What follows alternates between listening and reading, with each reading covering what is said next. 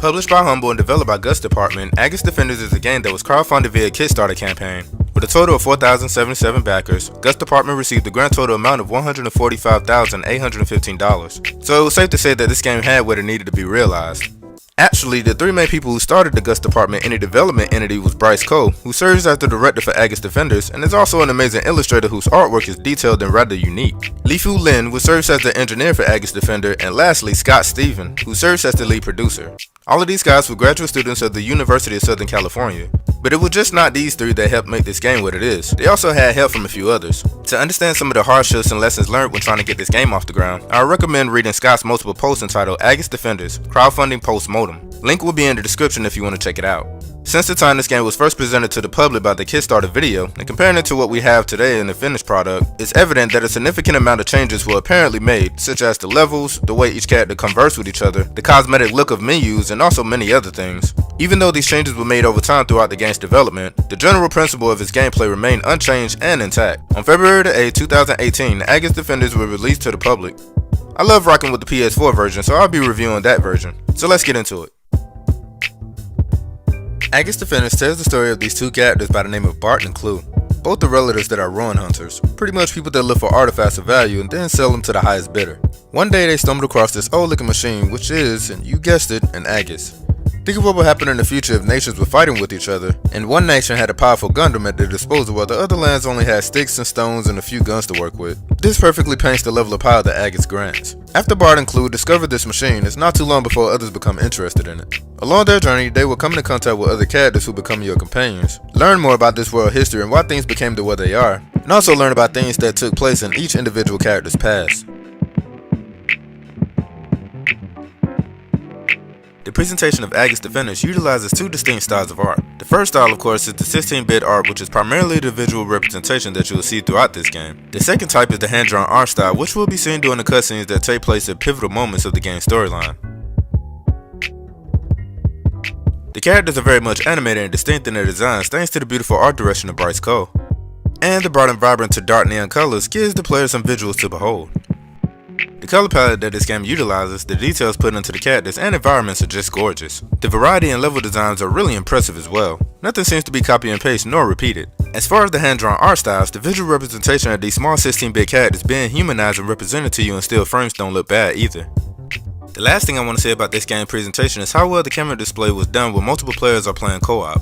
When two players are playing, the camera automatically splits and changes depending on where one character is located in contrast to the other player. When both characters are near each other, both camera displays become one so seamlessly. This to me was masterfully done and made things easier when playing with somebody else.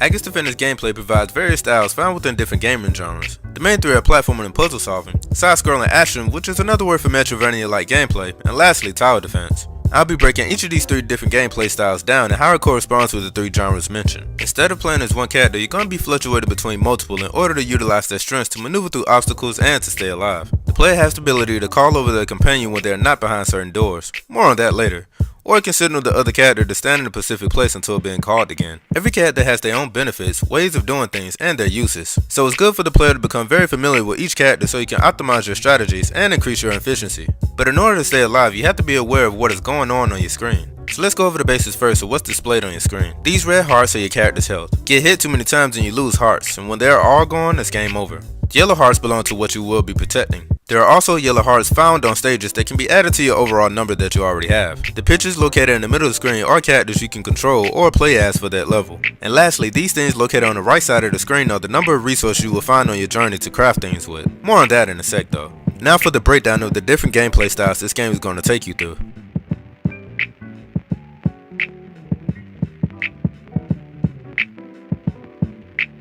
So obviously, looking at the 2D game, you can recognize the popular mechanics that you can find within a side-scrolling game that possesses the general elements of a platformer.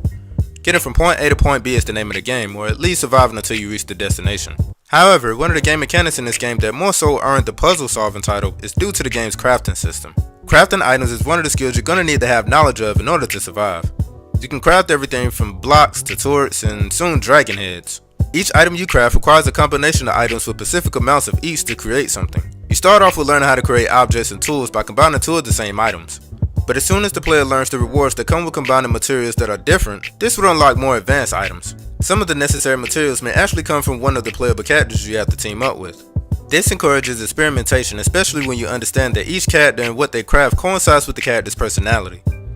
For example, Clue's strength is creating bombs and traps she set for your enemies, and it's more on the offensive side of things. This goes well with her young and somewhat energetic personality, while Bart's strength is built a mechanism that is more so on the defensive side of things through his methodical approach. You can see this in the way he approaches situations in the game's stories through his character. Wise and not really quick to make a move unless he is ready and have enough information to validate and clarify such behaviors. When the player gets used to this system, it is soon understood that each item you craft serves a practical purpose and must be used properly and creatively. Your knowledge of this skill is going to be used in your traversals through each level, for each individual character and collectively. If you don't have any way of gaining access to a certain area with the current character you're playing as, the next important question should be, what can I build to solve this problem and who has the materials needed for this solution? More than likely, what you think may be the answer to your problem. This will really be enforced by the different colored doors you will come in contact with on many levels. You will notice that each door has a color on them which gives a subtle hint as to the character that you will have to use. For example, Clue is blue and Bart is yellow. When these doors appears, be ready to divide and conquer. Each member you play with all brings something crucial and unique to the playable dynamics of Aegis Defenders. So no character is useless and teamwork makes the dream work.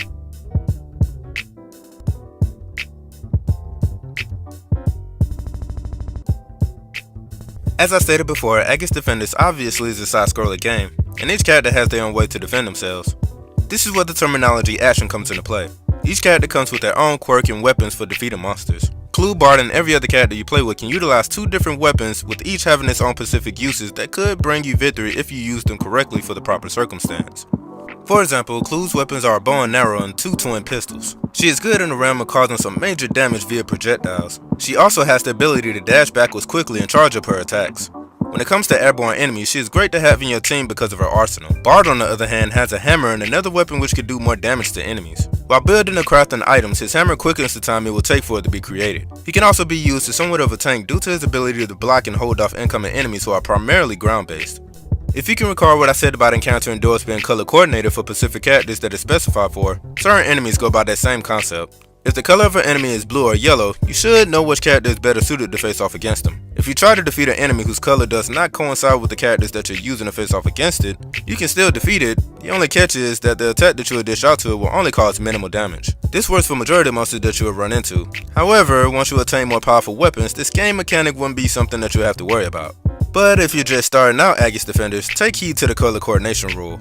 Another thing that is noteworthy is that you will be coming into contact with monsters in which in order for you to defeat it, you must use two characters in order to take it down.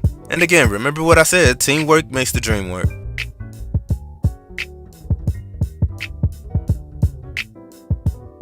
The last element of this game is tower defense. At the end of pretty much every level, you will enter an area which is introduced via a story sequence, where you will be tasked to defend an item or a person from waves of enemies. You will be asked a question to see if you're prepared to enter into this tower defense segment. If you choose to continue, a timer begins and you will have a short amount of time to set your defenses for the incoming wave of attacks. I suggest that before the player starts, they should become more familiar with the environment and territory to grasp the idea of where the enemies will be coming from, understand how each terrain could be used to your advantage, and take the time out to require resources and use those to build your defenses as a preemptive move before initiating those tower defense segments. If you do these things before a battle, you should be sitting in a comfortable position. And as the other old saying goes, if you are already ready, you don't have to get ready. However, do not be overconfident because each battle is different. And as you enter them more, the player may be surprised by the multiple mechanics that will have the player coming up with new strategies on the fly, due to certain changes in environments, levels where you are constantly on the move rather than protecting something that is stationary, dealing with incoming obstacles and other things. Even though you may believe that you have a one-up on your enemies due to how prepared you are, always be on your toes because something could always change the flow of a battle. Now in these moments, everything that you have learned in regards to knowing your characters, their combat capabilities and elements found in crafting, they are all going to be put to the test. When the waves of enemies begin to come in, it's best that you take my advice because they're going to be flooding in, and with one minor mistake, the enemies can overpower you. So be careful. You are going to find yourself switching between characters on the fly, putting them in position and crafting like your life depends on it. How much health you have left for whatever you're protecting is depicted by the hearts at the top of the screen. Too many hits and you have to start over at the moment before the tower defense segment began. As I said before, if you can master this in a stable environment, try mastering this when protecting something that is on the move. The last thing which is important to note is your accumulation of this game's currency. There are two types which serves as tenders for different people located in the hub area. The hub area is pretty much the place where you can save your progress in the game, purchase upgrades, look at your relics collected, or depart for the next area to explore. One type of currency is known as chips. These can be acquired by finding them throughout the levels and in your preparation phase earlier during your tower defense portions and fulfilling requirements which is only shown to the player at the end of each level. These requirements may consist of finding relics, finishing the level with a certain amount of health intact, and other tasks. The second type of currency I believe are called Ruin Hunter points. At the hub area, you can use these different tenders to purchase specific upgrades from specific characters. For example, Bar only sells upgrades for the type of things that you can craft. He can also increase their level so what you craft can be more powerful and useful. The lady at the concession stand that goes by the name of Amber sells weapons, and just like Bart, she also sells the upgrades for those weapons as well. More shops are unlocked with the characters you obtain the further you get into the game's story. So I would suggest saving up to get stronger weapons and higher level of things to craft, or else you're going to be looking at a lot of game overs.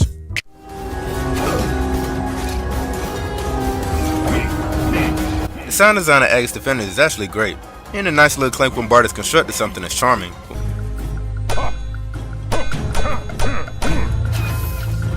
Monsters sound like they just exploded in a poof when they are defeated. The sound of fire burning through things, or even hearing clue fire off of twin pistols, are sounds that you're going to grow accustomed to hearing. This game has a little bit of voice acting too. Unfortunately, it's only grunts, onomatopoeias, and like 1 or 2 words spoken to signify who is talking, followed by the text of what they're actually communicating to another character.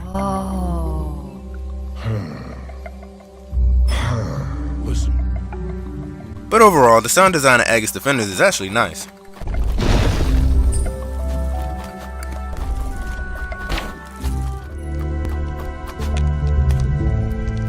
The music for Aegis Defenders was done by Riley Koenig and features arguably some of the most relaxing and soothing music to be put into a game. I mean, it's so soothing to the point where if you're not careful, you can go to sleep to it.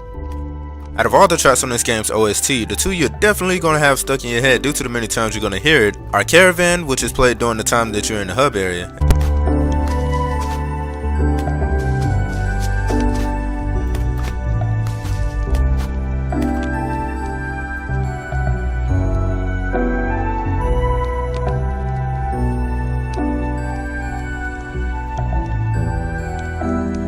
and another song called Defend, which is heard during your preparation phase and your enemy phase when the monsters are attacking.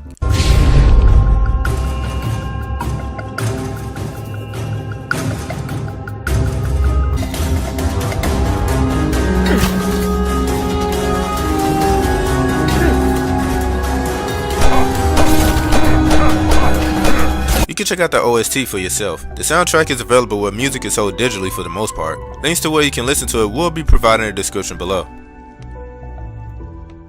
Now that I've went over the background, gameplay, music, and sound design, it's time for me to rate Aegis Defenders. I'm going to give Aegis Defenders a 9 out of 10. I had fun all the way during my playtime in this game, and how the creators experimented with the different playstyles is something that not all game creators can successfully pull off.